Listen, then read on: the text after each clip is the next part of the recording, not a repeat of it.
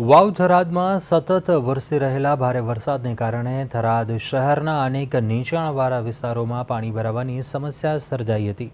શહેરના શિવનગર વિસ્તારના નાથપરામાં મોડી રાત્રિએ પડેલા મુશળધાર વરસાદના પગલે નર્મદા કેનાલની બાજુમાં આવેલા ઝૂંપડપટ્ટીના અંદાજિત 20 જેટલા ઘરોમાં વરસાદી પાણી ફરી વળ્યા। ઘરોમાં પાણી ભરાઈ જવાથી ગૃહ ઉપયોગી સામાન અને અનાજ પલળી જતા સ્થાનિક પરિવારોને ભારે હાલાકીનો સામનો કરવો પડ્યો।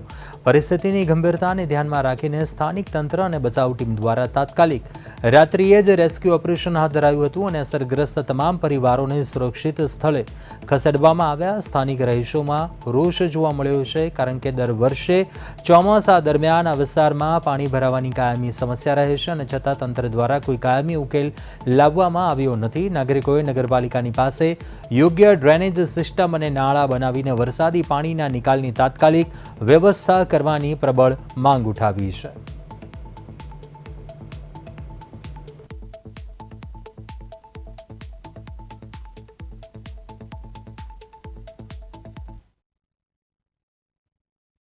અડધો અડધો પાણી આવી ગયું। એમાં સરકાર મદદ તો કરે છે અમારી, પણ સરકાર મદદ કરે છે પણ કાયમેસર દર વખતે વરસાદ આવે ને એટલે આની આ પ્રોબ્લેમ છે અમારે।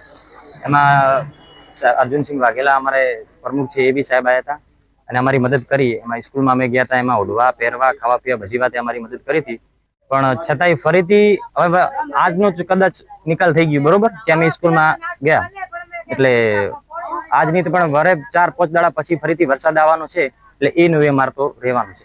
લગભગ 20-25 વર્ષથી અમે રજૂઆત કરીએ છીએ, પણ એમાં સરકાર મદદ કરે, ખાલી સ્કૂલમાં અમે જાઓ અને ખાવા પીવાનું બધું કરે, પણ તો એનું ફરીથી વરસાદ આવે એટલે એનું એ થવાનું છે। એટલે આનો કાયમેસર નિકાલ થાય ને એવો કોઈ કરો ને તો અમારે ત્યાંથી કોઈ ભૂગર્ભ ગટર નાખો, ભલે કે ત્યાંથી નિકાલ કદાચ તળાવમાં 100 વર્ષ કાલે આ રાતે વરસાદ આવ્યો ની એમ સાહેબ મારા બેસ એક ઓરડો એક સાપરો બધાય ભરાઈ ગયા। ગાડીਆਂ બાદરીਆਂ બધી મોણા કાઢી કાઢીને ચોય મેકીને ચોય ને મેકી ઈ કોઈ સાહેબ અમને ખબર નથી। અમારે પહેરવા લુગડો રીયો ની, ખાવા અનાજ રીયો ની સાહેબ, વાસણ જાતા રહ્યા, મટકી જાતી રહી, કોઈ અમારે ના રીયો। આ પલડીએ લુગડા में ઉભા છો સાહેબ, પલડીએ લુગડા में નહેર में જઈને કાલે પડ્યા સાહેબ। કોઈ અમારે ઘર में કોઈ ના રીયો સાહેબ, લુગડો વધ્યો નથી મારે પહેરવા દુખતો। હવે કોઈ આ આટલી નગરપાલિકાને સરકારને વિનંતી છે, અમારી આ નાળા કાઢીને પાણી આગળ કાઢો તો તમે સૌ ભગવાન છે, નકાર અમે હવે ક્યાં જાઓ સાહેબ, બરોબર ડૂબા છો। બગડે નહીં સાહેબ, કોઈ દાડે તો અમારા મરવાના દાડા છે એટલો સાહેબ અમારો પાણી આવે। ખાવાની અમારે સાહેબ લકડોની સોળોની અમારી ખાવાની પરિસ્થિતિ નહીં સાહેબ। કાલે પ્રમુખ સાહેબ આવ્યા હતા તો અમારે સાહેબ સ્કૂલમાં રાખ્યા બરોબર, ખાવા પીવાની ચા પાણીની અમારે મદદ આપે છે, એવી અમારી હાલત પરિસ્થિતિ। આ કપડાઈ સાહેબ અમારા બીજા લોકો પોકાડે બરોબર। અને અમારે કાલે 6 કટ્ટા તો તમે માનો તો મારા ઘઉં અનાજ બગડી ગયો પાણી મેં તળાઈ નહીં સાહેબ। અને આજુ સુધી પણ શિવનગર વિસ્તારની અંદર જે નીચાણવાળો વિસ્તાર છે ત્યાં છૂટા છવાયા 60 જેટલા નાથબાવા પરિવારના લોકો વસવાટ કરતા હતા।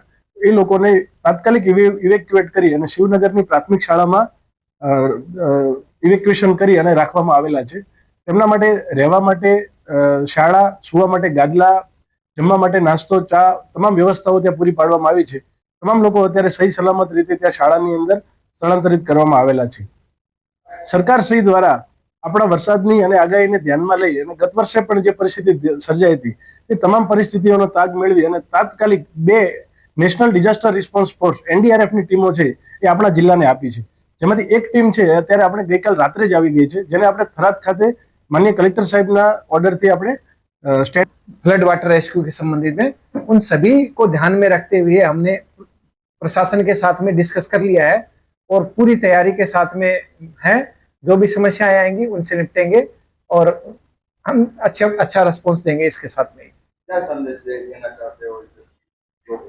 फ्लड वाटर रेस्क्यू में मैं यही कहना चाहूंगा कि अगर कोई जहाँ पे है वो जहाँ पे जल भराव की स्थिति है वहां से पब्लिक दूर रहे और उनके नजदीक जाने का प्रयास ना करे, क्योंकि उससे उसमें डूबने के चांसेस अधिक हो जाते हैं। और अगर कहीं जल भराव की ऐसी स्थिति होती है तो हमें जल्द से जल्द प्रशासन को इन्फो करे और बताए कि यहाँ पे जल भराव की ऐसी स्थिति है, अगर कोई है तो हम जल्द से जल्द पहुंच के वहां पर उनको रेस्क्यू करने का प्रयास